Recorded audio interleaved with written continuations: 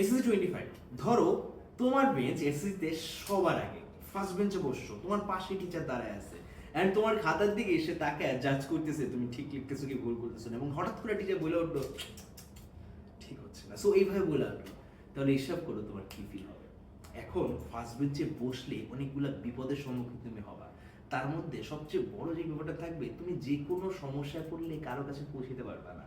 And second যে ব্যাপারটা হবে সেটা হলো কি, তুমি যদি সামহাও রেডি না থাকো সমস্ত সিচুয়েশনের জন্য, তাহলে কিন্তু বিশাল বিপদ পড়ে যাবা।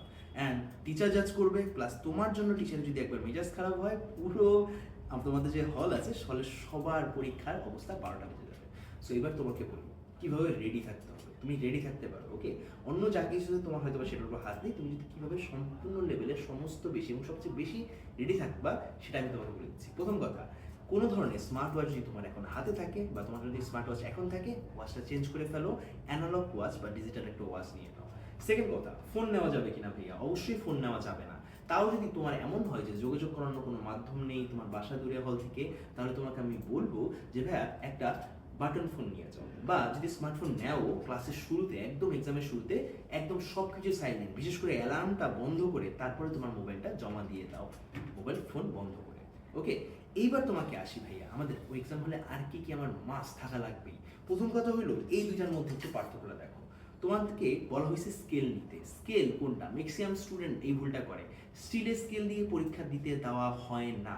ওকে, অ্যান্ড স্টিলের স্কেল নেওয়াটা কাইন্ডা এক ধরনের অপরাধ, কারণ এটা দিয়ে অনেক ধরনের সমস্যা হয় এক্সাম হলে। সো স্টিলের scale it's a big no no. কিন্তু তুমি কি নিতে পারো, প্লাস্টিক স্কেল নিতে পারো। কেন কাঠের স্কেল নিতে বলছি না, কাঠের স্কেল নিলে সমস্যা কি ভাইয়া, কাঠের স্কেল বিভিন্নভাবে বেঁকে যায় না, আমি বলতেছি কাঠের স্কেল বিভিন্নভাবে ক্ষয় হয়ে যায়। ক্ষয় হওয়ার কারণে তোমার যে দাগটা না যদি মূল উদ্দেশ্য থাকে তোমার স্কেলের, তাহলে সেই জিনিসটা আসলে হয় না, অনেক সময় কেমন যেন দাগটা বাঁকা হয়ে যায়। সো স্টিলের স্কেল এর বদলে তোমরা প্লাস্টিক স্কেল নিয়ে যাবে, এবং সমস্ত প্লাস্টিক স্কেলই মূলত তোমার জন্য থাকা উচিত এক্সাম হলে তোমার কাছে। এরপরে তোমাকে যে জিনিসটা সবচেয়ে বলবো, সেটা সবচেয়ে গুরুত্বপূর্ণ ভূমিকা পালন করবে তোমার লেখা, হ্যান্ড রাইটিং এর জন্য। সেটা হলো ভাইয়া যে একটা বোর্ড। ওকে, একটা ক্লিপবোর্ড অবশ্যই তোমাকে নিতে হবেই।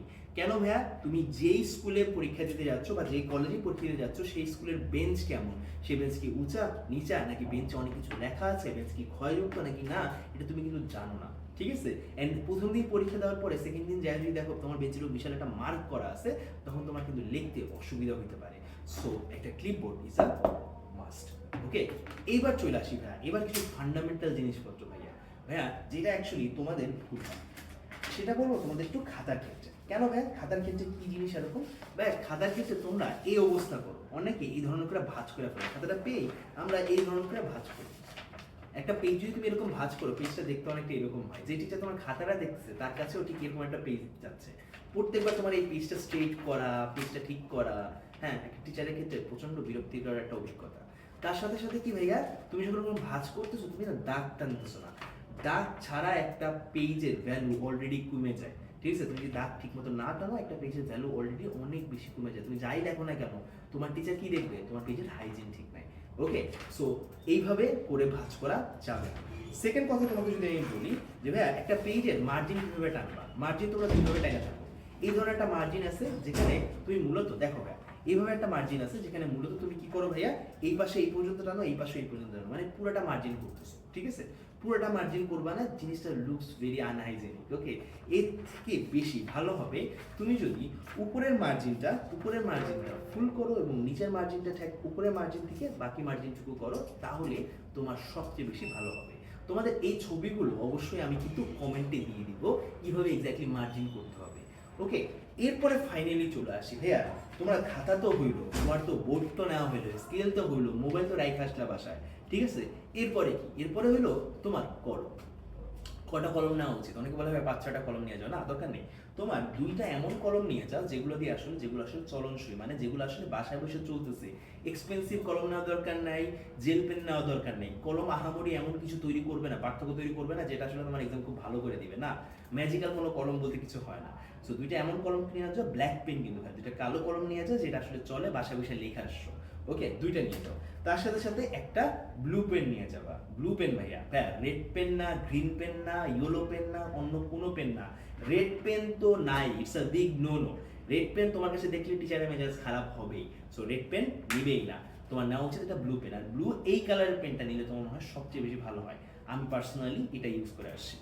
এরপরে ফাইনালি তোমাকে বলবো, তোমার যদি চিত্র আঁকা লাগে অবশ্যই তোমার কি লাগবে, একটা ভাইয়া পেন্সিল লাগবে। ভাইয়া পেন্সিল এমনটা কেন যার সাথে কিন্তু আমাদের রাবার অ্যাটাচ করা থাকে।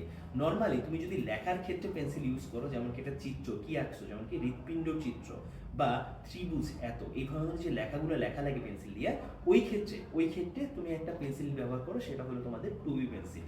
কিন্তু সরি, লেখার ক্ষেত্রে তুমি HB পেন্সিল ব্যবহার করবা, কিন্তু যখন তুমি জাস্ট চিত্রটা আঁকবা তখন তুমি ব্যবহার করবা 2B পেন্সিল। তুমি বাজারে গিয়ে যখন তুমি বলবা যে ভাই আমাকে একটা 2B পেন্সিল দাও, তখন তোমাকে একটা 2B পেন্সিল দেওয়া হবে। HB পেন্সিল বললে ওইটা একটু গাঢ় কালারের হয়, ওটা দিয়ে আসলে লেখা হয়। সো ওইটা হলে HB পেন্সিল দিয়ে লিখতে পারবা। সো এটাই ছিল ফার্স্ট বেঞ্চে বসলে তোমার কোন ধরনের প্রিপারেশন বা তোমার কোন ধরনের প্রিপারেশন থাকা দরকার, যাতে তোমার টিচারের মাথা বা তোমার মেজাজটা নষ্ট না হয়। ওকে, এরপর বলি তোমাদের সাইকোলজিক্যাল দিকে আসলে কিভাবে চিন্তা করে রাখা উচিত, বা তোমার এক্সামটা কি থাকবে, বা তোমার এক্সপেকটেশন কি থাকা উচিত। সত্যি বলি ভাইয়া, প্রথম দিক থেকে শুরু করে মানে একদম এক্সামের শুরুতে হয়তো ফার্স্ট বেঞ্চে যে বসে তার দিকে হয়তো টিচারের অনেক নজর থাকে, কিন্তু ভাইয়া এরপরে কিন্তু টিচারের অত বেশি আর নজর থাকে না প্রথম বেঞ্চের উপরে, তোমাকে এত বেশি জাজ হতে বা করবে না। আর যদি জাজ করেও, এটা মাথায় রেখো, প্রত্যেকটা টিচারের কোথাও না কোথাও নলেজ গ্যাপ আছে। একজন ইংলিশ টিচার ফিজিক্সকে তুমি কি লিখছো বুঝবে না, একজন ফিজিক্স টিচার ম্যাথে তুমি কি লিখছো হয়তো অত ভালো বুঝবে না, একজন বায়োলজি টিচার বুঝবে না রসায়নে তুমি কি লিখতেছো। সো তারা যদি তোমার কাছ থেকে টাকাও থাকে, জাস্ট এই জিনিসটা মাথায় রাখবা, এরা নিজেরাই পারে না। সরি, এটা এবার চিন্তা করে না, বাট এরা নিজেরা হয়তো সব কিছু পারে না। সো তারা যদি এভাবে করে, হয় নাই, কোনো চিন্তা নেই, তুমি নিজের উপর কনফিডেন্ট থাকো, ইনশাল্লাহ হয়ে যাবে।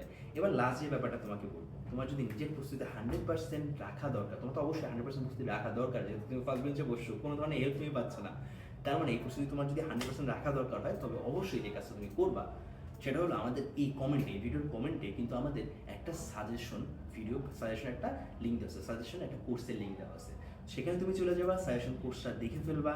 সেখানে আমি প্রত্যেকটা ভিডিওতে আমরা সাজেশন দিয়ে দিচ্ছি কোন বইয়ে বা কোন সাবজেক্টে কতটুকু আসতে পারে, কতটুকু কমন পাবে, সমস্ত কিছু ব্যাখ্যা করা আছে। বিশেষ করে জেনারেল ম্যাথ এবং হায়ার ম্যাথের পার্টটা কিন্তু আমি বর্ণনা করেছি। তুমি সাজেশন অনুযায়ী পড়ো। আমি আরেকটা কাজ করে দিচ্ছি তোমাদের, এই ভিডিওর কমেন্টে আমি তোমাদেরকে জেনারেল ম্যাথ এবং হায়ার ম্যাথ দাগানো বই কিন্তু দিয়ে দিচ্ছি, এই দাগানো বইও দেখে নাও।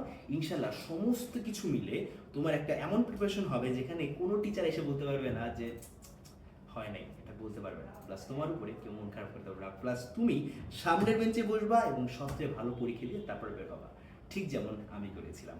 সামনের বেঞ্চে বসছিলাম, ক্লাসের একমাত্র গোল্ডেন এ প্লাস শুধুমাত্র আমিই পেয়েছিলাম। সো ইয়া, ইনশাল্লাহ তোমার সাথে এই রেজাল্টের সময় দেখা হবে। এই হইলো আমাদের এক্সাম ফান্ডামেন্টালস 1 ভিডিও হয়ে গেল। নেক্সট ভিডিওর জন্য ওয়েট করো, ইনশাল্লাহ স্টে টিউনড। ওকে, আল্লাহ হাফেজ সবাইকে।